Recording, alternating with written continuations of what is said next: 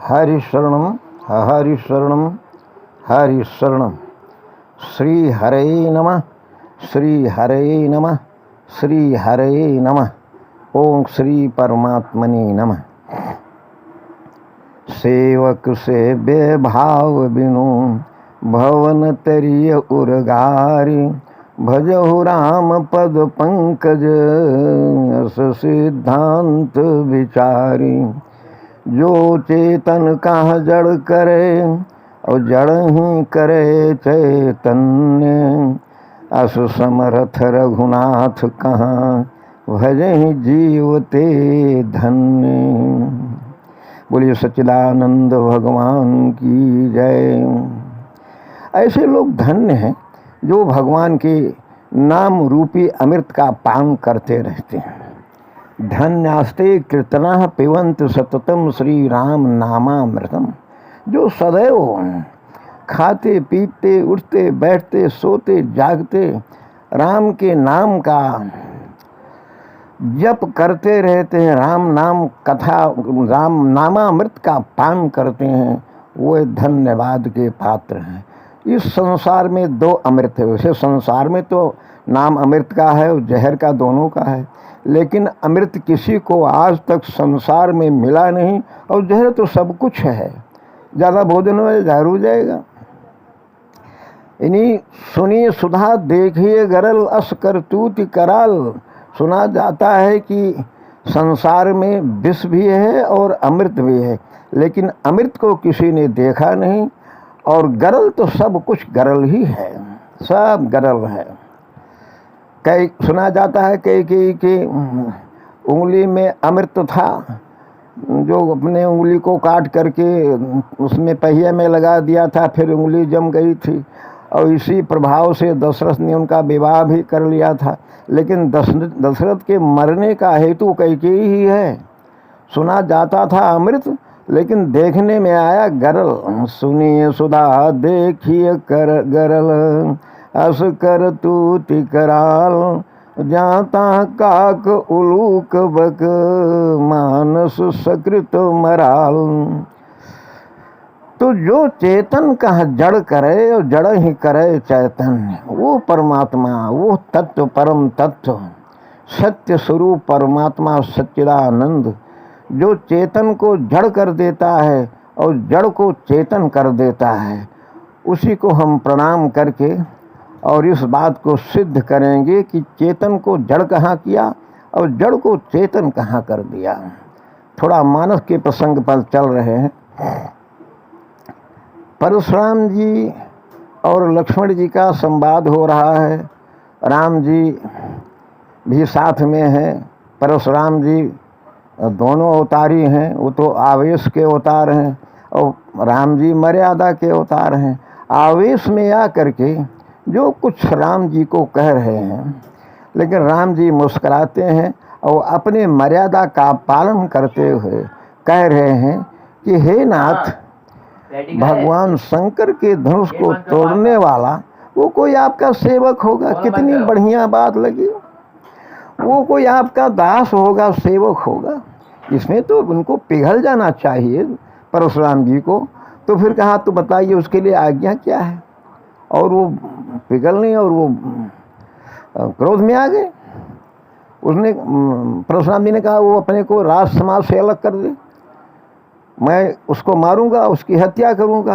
अन्यथा अगर उस अलग नहीं हुआ, पृथक नहीं हुआ समाज से, जो राजाओं का समाज है, तो सभी राजा मारे जाएंगे। इस पर शुरू हो गया बहस। लक्ष्मण जी बोल रहे हैं और परशुराम जी का उनका संवाद हो रहा है। परशुराम जी ने जब फरसा को उठाया और दिखाया, अरे राजपुत्र, तू अपने माता पिता को सोच में मत डाल। मातु पितहि जनि सोच बस, और करसी महीप किशोर। गर्भन के अर्भक दलन, और परशु मोर अति घोर। मैं ब्राह्मणों का मैं क्षत्रियों का प्रबल शत्रु हूँ। क्षत्रिय को 21 बार हमने पृथ्वी से नष्ट कर दिया है। और जब फरसा उठाया तो लोगों ने कहा हाँ, लेकिन राम ने क्या किया, फरसा उठाया हाथ से। हाथ है चेतन, हाथ में परमात्मा की चेतन शक्ति है। हाथ उठाया फरसा तो परमात्मा ने उस चेतन को जड़ कर दिया। हाथ वहीं रुका रह गया, नीचे को ना आवे न ऊपर को जाए। तो परशुराम जी बोले चौपाई कि बाहे न हाथ दहे ऋषि छाती। ये हाथ क्यों नहीं चल रहा है? बाहे न हाथ और दहे ऋषि छाती, और क्रोध से छाती जल रही है। ये क्या हो रहा है? हमारा हाथ कुछ काम ही नहीं करता। बाहे न हाथ दहे ऋषि छाती, भा कुठार कुंठित नृप घाती। राजाओं को मारने वाला मेरा जो फरसा आज कुंद हो रहा है, इसमें कोई पावर नहीं रहे, कोई दम नहीं है इसमें। न मेरा हाथ काम करता है, न ये फरसा की गति भी मंद हो गई है, ये उड़ता भी नहीं है। भयो माम विधि फिर सुभाऊ, मोरे हृदय कृपा कसी काऊ। आज मेरा स्वभाव बदल रहा है। ब्रह्मा ने मेरे स्वभाव को ही बदल दिया। फिर वो भयो बाम विधि, विधाता मेरे विपरीत हो गया है। फिर वो स्वभाव बदल गया। भला मेरे हृदय में दया कैसे, मोरे हृदय कृपा कस काऊ। आज वही दया मुझे दुख देने के लिए तैयार है। आज दया दुख दुसाह सहावा, सुनि सौमित्र बिहसी सिर नावा। आज उसी दया के प्रभाव से अपने शत्रु को मैं जीवित देख रहा हूँ। ये मुझे दुख हो रहा है। लक्ष्मण जी बोले कि बाऊ कृपा मूर्ति अनुकूला, बोलत बचन झरत जनु फूला। रे परशुराम जी, आपके तो मुखार बिंद से फूल गिर रहे हैं। अरे आपने दया किया तो इतना क्रोध हुआ। अगर क्रोध करते तो क्या हो जाता। जो पे कृपा जरहि मुनि गाता, क्रोध भय तनु राख विधाता। अगर आपके दया पर इतना क्रोध आपको दया करते हो, इतना शरीर आपका जल रहा है, आप व्याकुल हो, तो आपके क्रोध करने पर तो आपका शरीर की रक्षा तो विधाता ही करता, नहीं तो आपका शरीर वैसे नष्ट हो जाता। अरे आपने क्रोध किया और कहते हो कि मैं दया मेरे अंदर है और दया पर इतना क्रोध।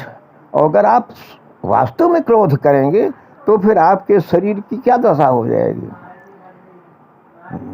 बोले परशुराम जी, देखो जनक हठि बालक एहू, कीन चाहत जड़ जमपुर गे। जनक, ये मूर्ख बालक जमपुरी को प्रस्थान करना चाहता है, तो बेगी करहु किन आँखिन ओटा, देखत छोट खोट नृप ढोटा।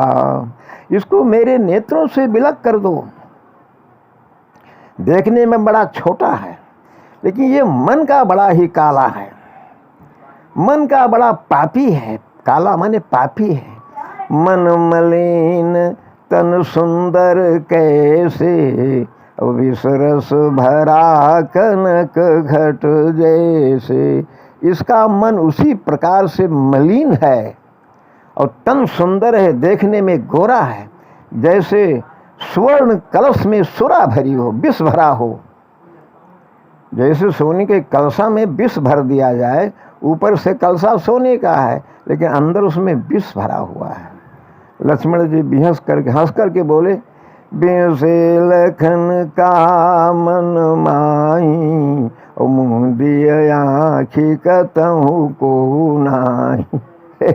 हे मुनिनाथ, हमें जाने की कोई आवश्यकता नहीं है। आप अपने नेत्र को मूंद लो, आपको कुछ दिखाई ही नहीं पड़ेगा, आपका न कोई शत्रु न कोई मित्र।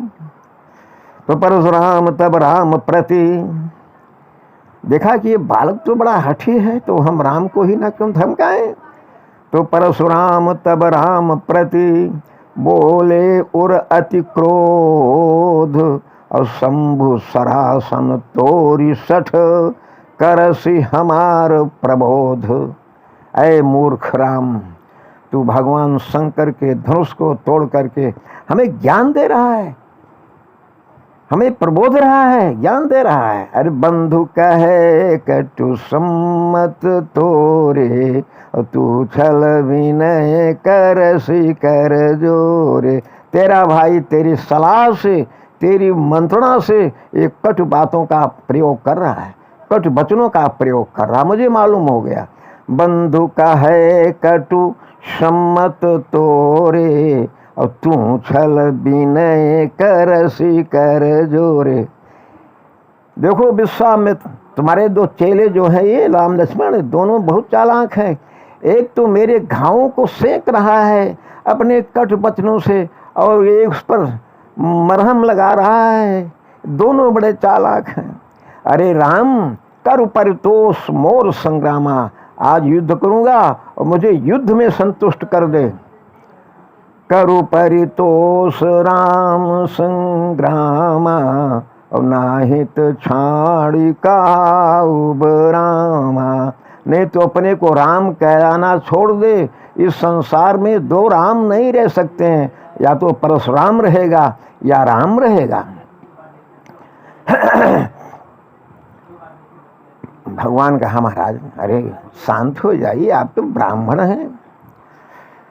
राम कहा मुनि काहू विचारी, और इसी अति बड़ी लघु चूक हमारी। महाराज आपका क्रोध अधिक है और हमारा अपराध कम है। अपराध क्यों कम है? छुअते ही टूट पिनाक पुराना, ओ मैं क्यों है तू करो अभिमाना। हे प्रभु, ये मेरे छूते ही, स्पर्श करते ही टूट गया। ये जीर्ण शीर्ण धनुष हाथ लगाया कि टूट गया, तो अभिमान किस बात का है?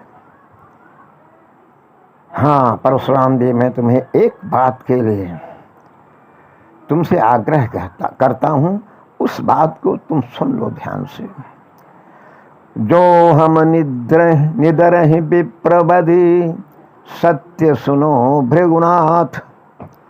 अगर कोई हमारा अपमान करता है एक सीमा तक, और सीमा से अगर बाहर जाएगा महाराज, तो सत्य सुनो भृगुनाथ। हे परशुराम जी, मैं सत्य कहता हूँ। तो अस को जग सुभट जेहि, और भय बस ना वही मात। तो संसार में कोई ऐसा वीर नहीं है जिसको हम डर के मारे सिर झुका दें।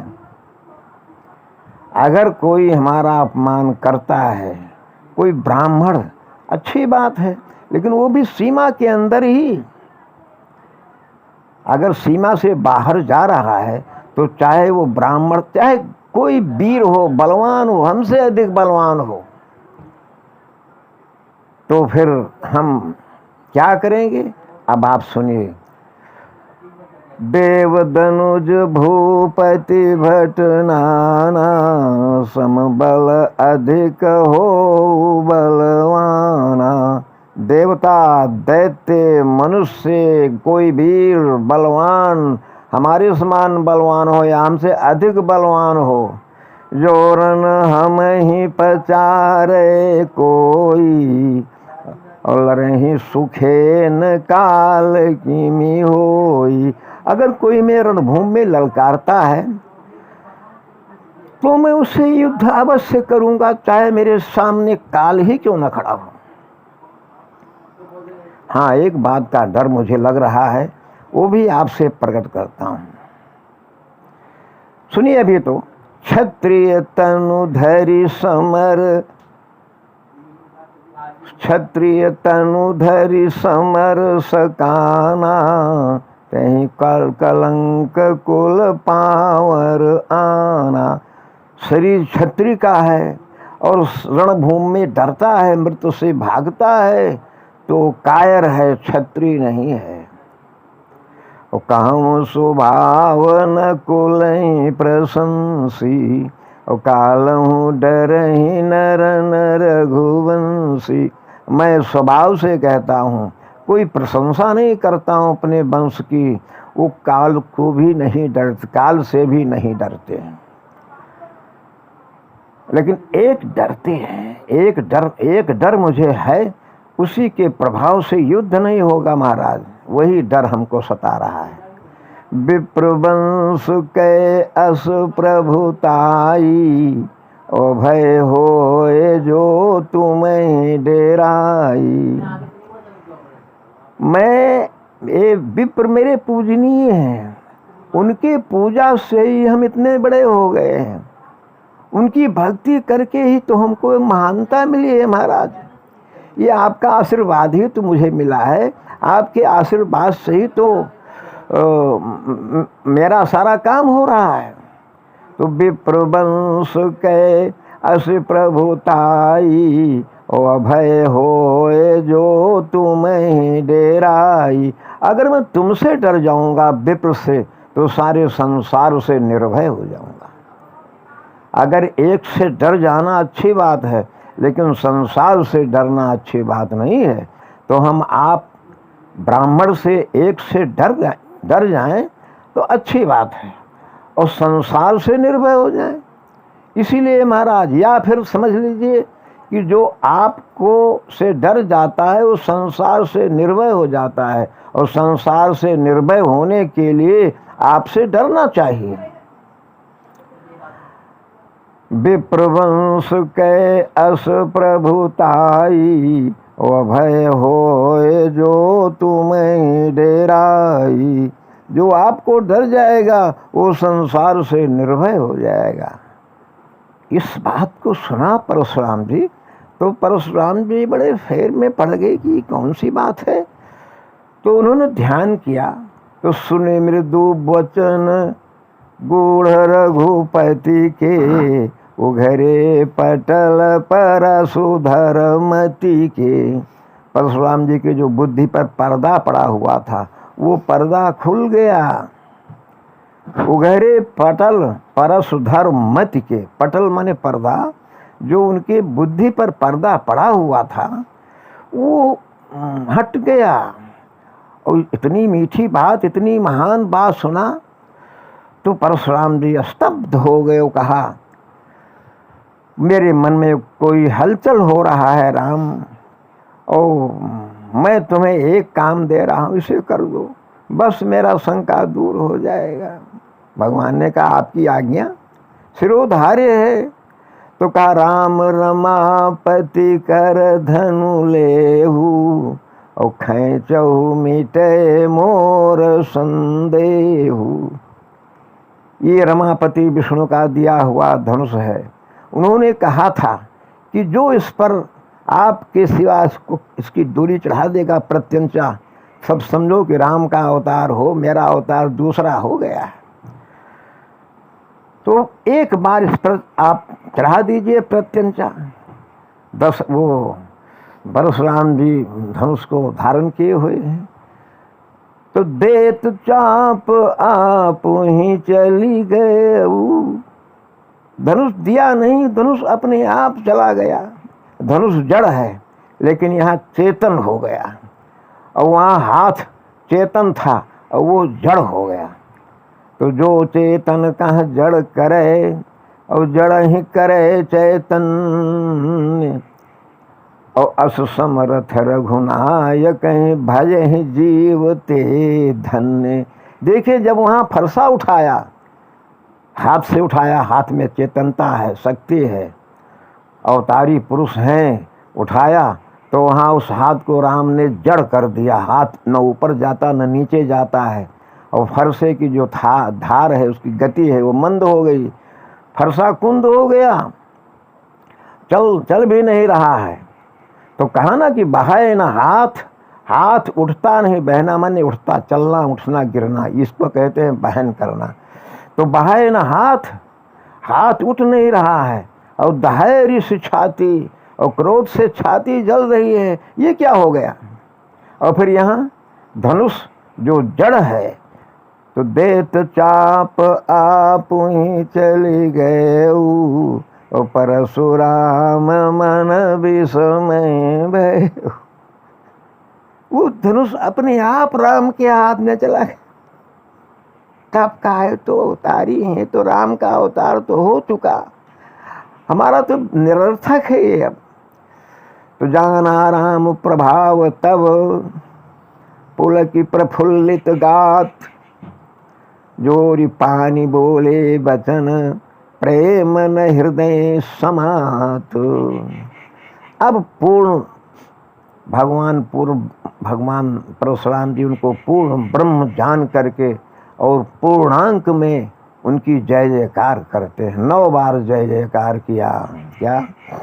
जय रघुवंश बनज बन भानु, गान दनुज कुल दान कृषानु, जय सुर विप्र धेनु हितकारी, और जय मद मोह को भ्रमहारी, विनयशील करुणा गुण सागर, जयति बचन रचना अति नागर, करो का मुख एक प्रशंसा, जय महेश मुनि मानस हंसा, कह जय जय जय रघुकुल केतु, और भृगुपति गए बनहि तप हेतु।